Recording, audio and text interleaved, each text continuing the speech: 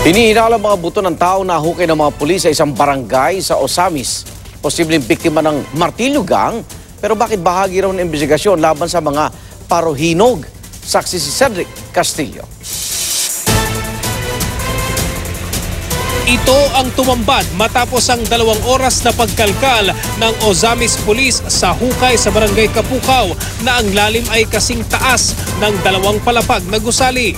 Ilang piraso ng buto, sinturon at isang plastik na suklay. Bagaman walang forensic expert na kasama, tingin daw ng mga pulis, buto sa binti ng tao at isang bahagi ng gulugod o spinal column ang nahukay. Ikinasa ang paghuhukay dahil sa tip na may tinapon doong mga bangkay na hinihinalang biktima ng notorious na armed robbery group na Martilyo Gang. Ito ang ikalawang paghuhukay ng Osamis Police simula noong Biyernes. Tortured yung pagkagawa, no? Tinali, tapos may pa yung sa bibig, parang yun talaga mostly ang ginawa nila dito. Gagamitin daw ng pulisya ang mga nahukay para sa case build-up na ginagawa nito laban sa pamilya Parohinog. Dahan-dahan na lumantad na para isabi na nila na sila kasama sa ganun ng mga robbery.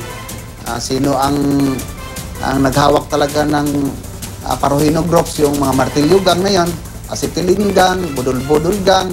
So yun, iba-ibang mga gang dito sa Osamis.